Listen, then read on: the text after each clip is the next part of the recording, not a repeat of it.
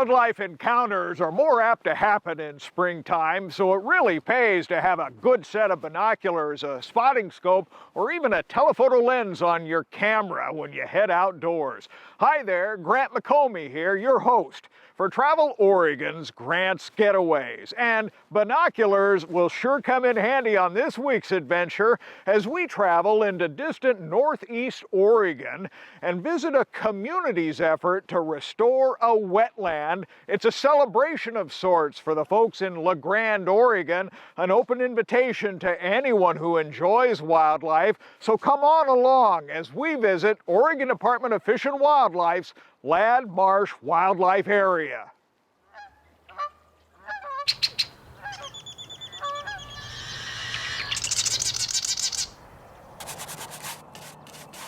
An artist's brush can take you on a treasure hunt.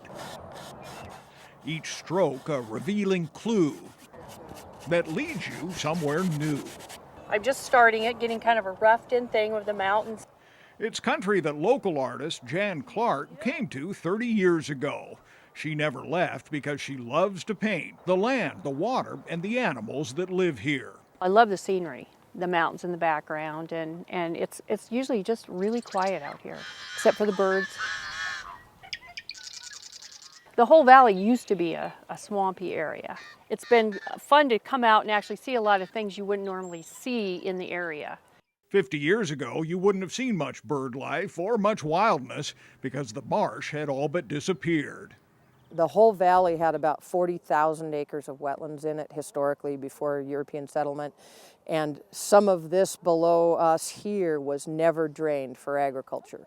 Some of it is just native wetland, just like it probably looked when the Oregon Trail went by. Most of the marsh was drained and dried out to make room for agriculture, people, and their homes to grow the greater Grande community.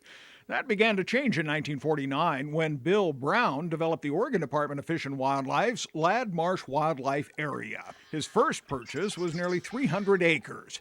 Today, there are more than 6,000 acres, half of that in wetlands and marsh. When it was originally started, the main focus was waterfowl. How is it today with all these additions that you've made? We have many more species that we try to work with now. In fact, all of the indigenous species. Marsh manager Dave Larson says it's the largest protected marsh in northeast Oregon. When we used to be pretty much just a hunting area, of course we had a great following of hunters and sportsmen, but now that we're starting to open up the wildlife viewing and auto route and those types of things, we're seeing a lot more support. It's amazing. You just put water on it and wetland plants just came immediately. The Marsh Auto Tour route is a little over a mile in length, but not only that, there's about 6 miles of hiking trails that take you into the wetlands for a close-up view. Speaking of which, don't leave home without the binoculars. They make a big difference enjoying the show. You can enjoy a unique show during the Marsh Birdathon, third weekend in May. All of the trails are open. Artists and teachers will be here, exhibits and children's activities too. It's neither competitive nor are we raising funds per bird, but it's just a celebration of birds, bird watching, and the out of doors. And we pick it in mid-May to commemorate International Migratory Bird Day. This is the exciting time of the year. Every day you get to find something new. A real deep sense of Western history and culture in this area, along with the natural environment. It makes a nice combination. The sort of combination that moves an artist's brush to reveal a place worth saving. It's the perfect place to be.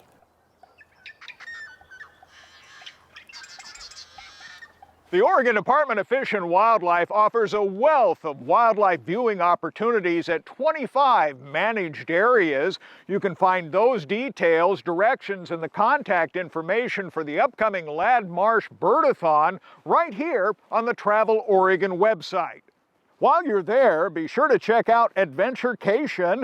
It's springtime in Oregon, and we're outdoors enjoying many adventures. For details on special travel deals and creating an outdoor adventurecation of your own, visit traveloregon.com.